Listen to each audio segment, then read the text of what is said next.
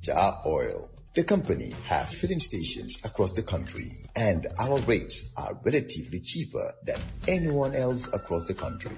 Jar Oil is the biggest producer and distributor of cement in the country with the most competitive prices in the market.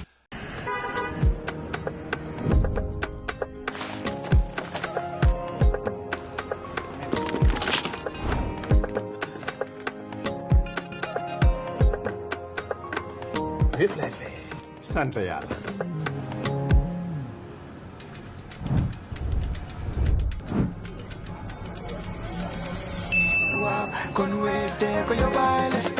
looy xaar utal Wave nga scan nga fay nag doo ci yokku dara.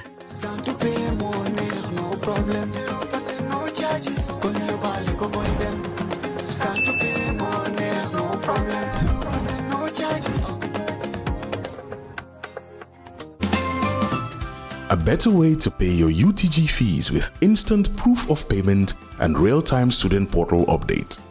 Paying your University of the Gambia fees has never been easier or more convenient. With Ecobank, students, parents and guardians can pay UTG tuition and related fees through our secure digital banking channels such as Ecobank mobile app, Ecobank online and Ecobank Omni Lite. Once payment is completed, instant proof of payment is generated and the UTG student portal is updated in real time, allowing students to proceed immediately with registration, course selection, and clearance without unnecessary delays, while giving parents and guardians peace of mind that payments have been successfully processed. How to pay via the Ecobank mobile app. Open the Ecobank mobile app and navigate to the home screen. Select Pay Bill. Choose Pay a New Bill and select Schools from the category options.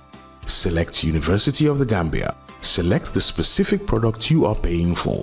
Enter your matriculation number and tap Continue. Validate your details. The system will display the payable amount. Press Continue to confirm the payment. An e-receipt is generated automatically as proof of payment with real-time updates on the student portal.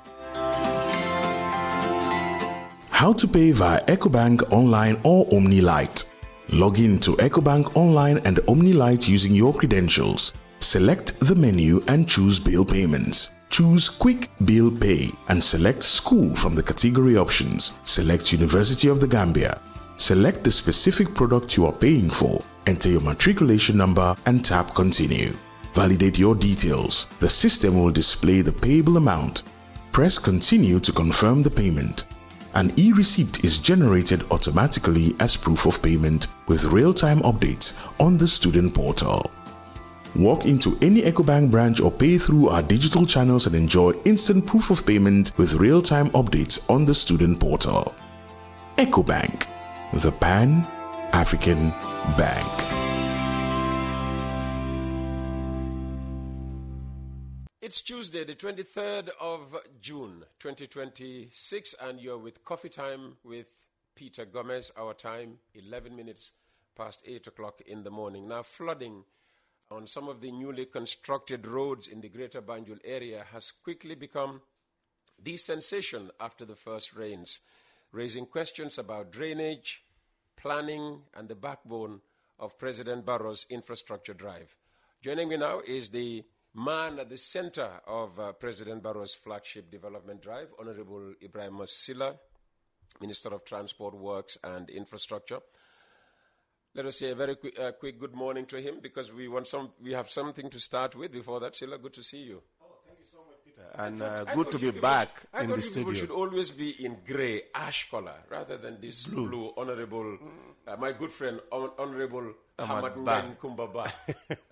I think I love the blue so much. Maybe I should change. But good to see you. Yeah, thank you. Thank you so much. And good to be back in the studio. And good morning to all your listeners and viewers around the world. Taking advantage of your presence, I want to start with a withering commentary against the Barrow administration, which you are part of. Okay. But also to give the government a fair, chance at responding. So I want to begin with the piece. It's written by, as I said, the veteran journalist and Sillah's predecessor in the Information Ministry, Demba Ali, or D.A. Jawo. In the sliding scales of Gambian democracy, Jawo reflects on the hopes of Gambians, or rather on the hopes Gambians carried into the post-Jammeh era and how those hopes are being eroded according to him. He condemns what he sees as worsening corruption, mismanagement, and the partisan capture of the state broadcaster GRTS, arguing that instead of opening democratic space, the Barrow administration is sliding back towards the same unfair practices Gambians voted to end in 2016. Here is Lamin Cham with the full reading. When Gambians braved the dust and hot sun in December 2016 to vote massively against the Yahya Jammeh dictatorship, they all had quite high hopes for a much fairer governance system in which everyone would enjoy the same equal treatment and justice. However, the situation seems to have deteriorated to such an extent that it is today quite comparable to what had prevailed under the Jammeh dictatorship. You see, while the human rights situation has certainly improved when compared to the Jammeh era, every other aspect seems to have deteriorated, including the prevailing wanton corruption and mismanagement. Another area that seems to have seriously deteriorated is the handling of the public media. We have all been witnesses to the hijacking of the Gambia radio and television services GRTS for the whole day for the past few days by the governing National People's Party NPP while launching their manifesto, as well as other activities including a political rally in Brikama and presentation of vehicles and motorcycles to their members. This is certainly not only morally unfair, but the practice is also in contravention of the 1997 Constitution, including Section 208, which states, and I quote, "All state-owned newspapers, journals, radio and television shall afford fair opportunities and facilities for the presentation of divergent views and dissenting opinions," unquote. As GRTS is a fully funded public broadcaster, it has both the legal and moral obligation to treat all Gambians equally rather than giving preference to just one shade of opinion and completely shutting down the rest as if they do not matter. This is certainly not what Gambians bargained for when they got rid of the Jammeh dictatorship and ushered in a new dispensation, which unfortunately seems to have begun displaying even more dictatorial tendencies. We can all recall that during the early days of the Barrow administration, GRTS used to have interesting programs that carried divergent political views as opposed to the political monologue we seem to be witnessing today. For example, we had such interesting programs like Gish Gish by Ansu Jack and Fatou Toure's Weekly Show, both of which had panel discussions bringing together people with divergent political views to discuss national issues. However, we have seen how those two programs and many others that had carried divergent views were eventually squeezed out and replaced by blunt programs that seem to be concentrating on singing praises of President Adama Barrow and his administration. This kind of situation is certainly unacceptable, and one would sometimes wonder why the leadership of the opposition have chosen not to challenge such discriminatory actions by GRTS in the courts, as it is being funded by public money and not the NPP. It is a public institution funded entirely by the Gambian taxpayers. Therefore, as GRTS belongs to all Gambians and certainly not the property of President Barrow and his NPP, it is hard to understand why everyone is watching and saying nothing about such wanton misuse of a public property. When Gambians voted to get rid of Yahya Jammeh and usher in a new dispensation, no one had imagined that the people of this country would again be going through the same unfair system we had gone through during the more than 2 decades of the Jammeh dictatorship. In fact, the situation seems to be even more blatant today than it ever had been during the Jammeh era. Because at least during the Jammeh era, people with divergent views were occasionally allowed access to the public media, while such a privilege is today an exception. Every little activity done by the NPP and President Barrow's whalers is given prominence on GRTS, while no activity by the opposition is ever mentioned, and those perceived as opponents of the government are never allowed access to the facilities, as if they are not bona fide Gambians whose taxes maintain and sustain the GRTS. It is indeed a shame that the Gambia is sliding backwards in democracy and governance, and instead of fulfilling their moral and legal obligations to Gambians, those in control of our institutions and resources seem to have allowed themselves to be transformed into zombies and ready to do anything just to please their masters. And that's Lamin Cham with a fantastic reading of Demba Ali Jawo's latest piece. Honorable Sillah is with us. He's been, jotting notes, taking notes copiously. I suppose, to the person who is not part of the government, they will almost agree entirely with D.A. Jawo. Issues of corruption, the way GRTS especially is being used. You were there during that period when I think Fatu Ture used to have a program there. Yeah, and others. Yes. Well, thank you so much, Peter. As you said, it depends on the divide that you stand on, and I can assure you that issues of editorial matters regarding the state broadcaster rest with the Director General and his management, and in some cases, by extension, the board. When I was Director General, I have never had any instances where either the president or the minister, as the case was Demba Jawo. You happened to be Jawo at the time. Yes, interfering in editorial matters of the state broadcaster. So what about when you became minister? When I became minister also, I had never interfered with the editorial independence of the state broadcaster. But we also have to understand that despite all the issues about what is being said, the GRTS has to project the good image of the government and more so the president who heads the government. And therefore, if the editor and who of course, is the Director General of the national broadcaster who has overall the editorial policy, under his purview, decides that he has to project more of activities wherever the president is, I think that in itself is not bad. So what we also have to understand is that the media landscape has changed completely in this country. Nobody has to, rely on the state broadcaster to get information about whatever you want to know in this country. This 1997 law that is being quoted, yes, even though a constitutional provision was, proclamated or came into being when there were very, very, very few independent media as it is right now in this country. So therefore, the framers of the constitutional clause, had in mind that for divergent views to be properly promoted in this country, for the opposition also to have, their say in national debate, the only, broadcaster that had the opportunity to reach across the country should give the entire members of participants in the political landscape the opportunity to have their views. Now, for example, the UDP leader or any other political party leader does not have to go to GRTS to be heard across the country.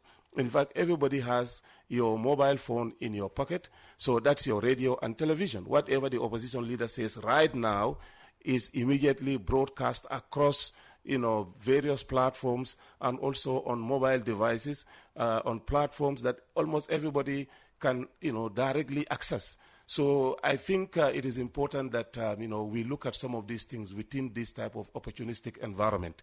Some of the issues that Mr. Jawo raised, to me, I'm surprised because to even, compare what we came from, he was one of the biggest victims of that system that he is promoting, today. In the context of access to GRTS. In the context of access to GRTS, but also the broader freedoms of the media and also, people's choices to even use private media to broadcast their views and their opinions and their programs and policies. You know that no other radio in this country at that time would have given the opportunity to any opposition leader or any activist or any civil society member. Not even religious leader who dare to, preach. I always give the example of Baba Lee. Exactly. Who was on West Coast Radio. Exactly. And we were threatened with closure. Yes, exactly. If Baba Lee were allowed to continue. So for some of us who were victims of that system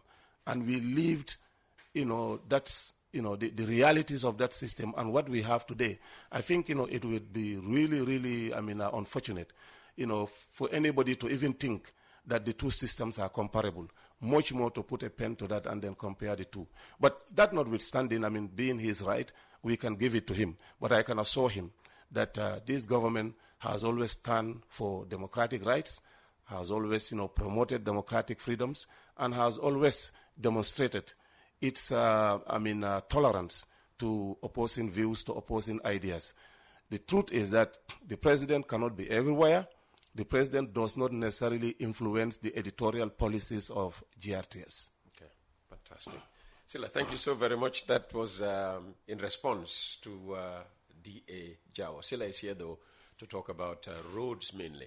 Yes. Sillah, residents say the new roads look modern, they are beautiful, but they lack drainage. So why were stormwater systems not integrated into these projects?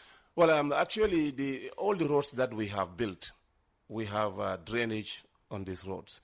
It depends on what type of drainage you are talking about. Some of them are deep and wide drains, but some are also shallow drains depending on the water flow, because the hydraulic experts have done detailed studies about some of these roads.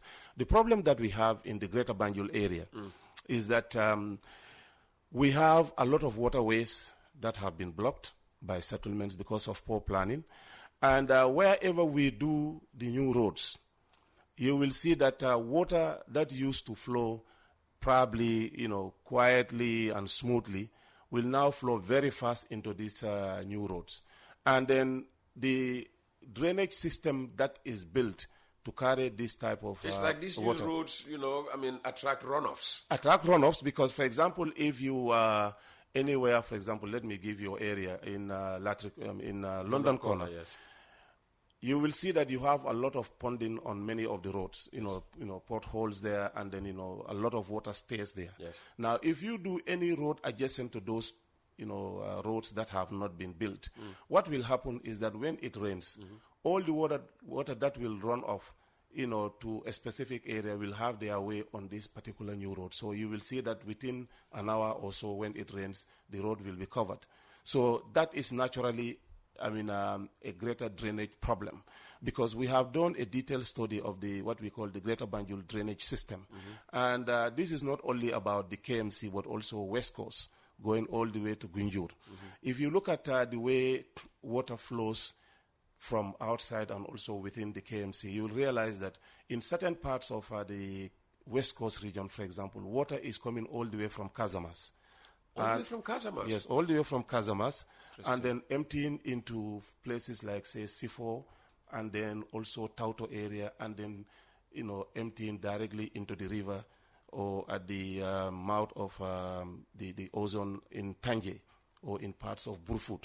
Okay. So you will also see that in certain parts of the KMC, especially in Fajara N, coming to Bundung and also Talinding, depending on where you are on either side of the road, from Westfield going all the way to Tabokoto, you will see that there are natural waterways, and many of these waterways have been blocked by settlements. So what is happening is that whenever it rains, you will see that the water is taking a specific direction, and it has to be emptied. For example, if you are on the Talinding end into the Faroes, where you have the natural, place for those water to be emptied.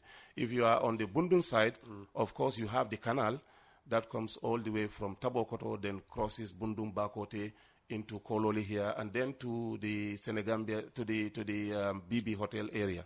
So those are the natural, waterways in the Greater Banjul area. We have done a detailed study about this, and it is already costed.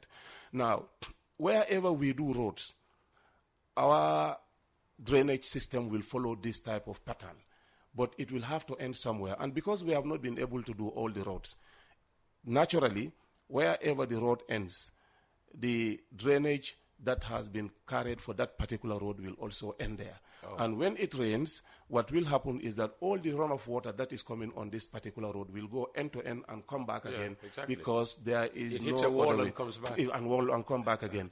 Unless we are able to do a significant percentage of the roads in the KMC and in the West Coast region, this problem will continue to occur. We have to admit it. Now, what we have done this year, we have identified about 135 kilometers of roads within the KMC. Very soon those studies will start. So that, if we are able to do those ones within the next... The studies will start or the road construction will start? No, the studies for the KMC will start. We have already done the, a selection of the roads. Okay. What they need to do now is the detailed studies and designs, and then we cost them. Okay. So hopefully by September, October, those works should start. Now, if we are able to finalize those ones, I can assure you that the level of...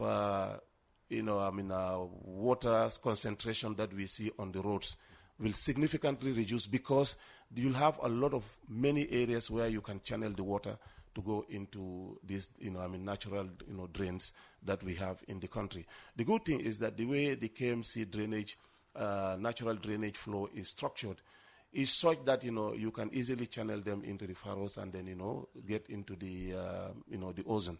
But unless we are able to do this, definitely the people have to be patient with us. Then we will have to continue to have, natural solutions or, short-term solutions to make sure that serving as stopgard measures to ease the discomfort that come with some of these problems. Okay, so if we know this, why can't we save the Vice President the trouble of going around every year, at the onset of the rains, to do what I suppose is, a feasibility study of the area? Because what purpose does that serve? No, well, that is important because, you see, there are several problems associated with this.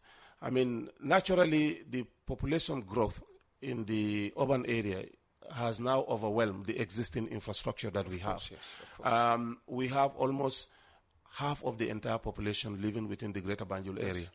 And this has put immense pressure on the existing infrastructure, not only the roads and drainage, but also almost everything that has to make life, easier for people to cohabit in this country. Including on Nawek. Now, when you look at the other side, because we have so many people, within the Greater Banjul area, and as they will say, car,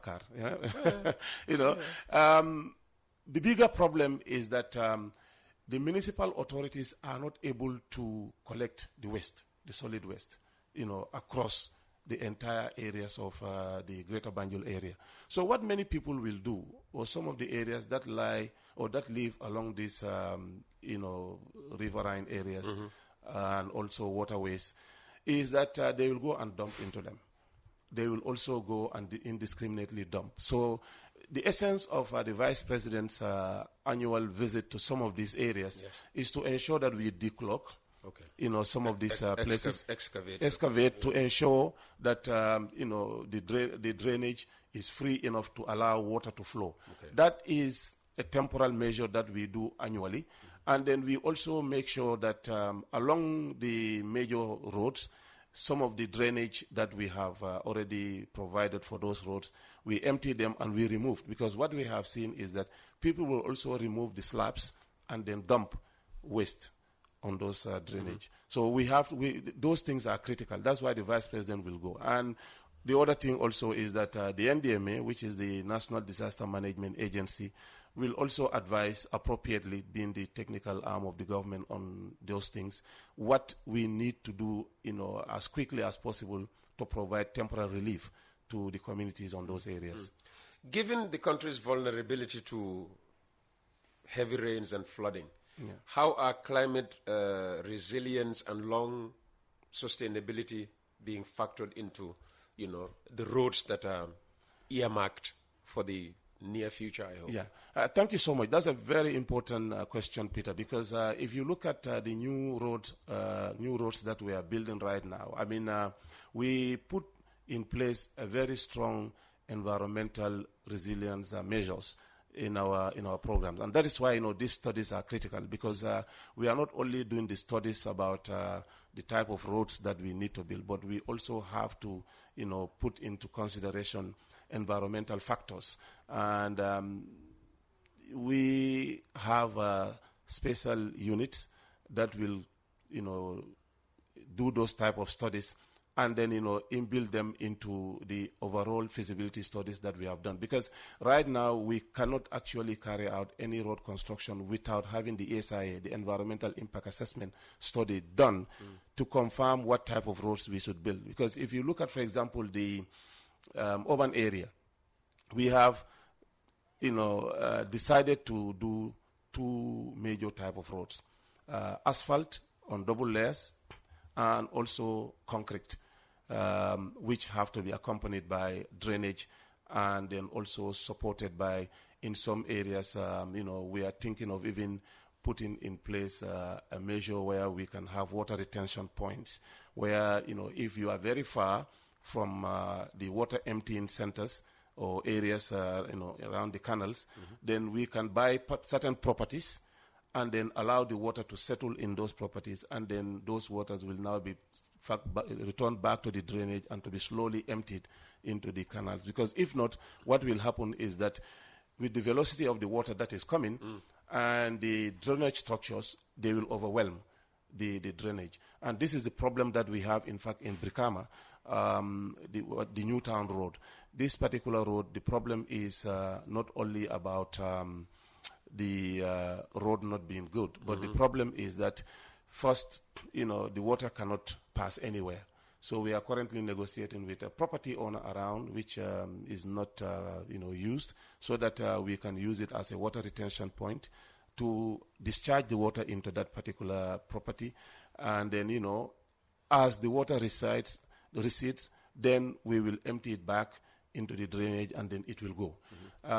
We also have elevation issue of that, because if you look at the road going from Brikama to the Jarasoma Road, from Brikama going, it is higher, and then the Newtown Road is lower. So what happens is that all the water is going into that particular area, and it has no way of coming back.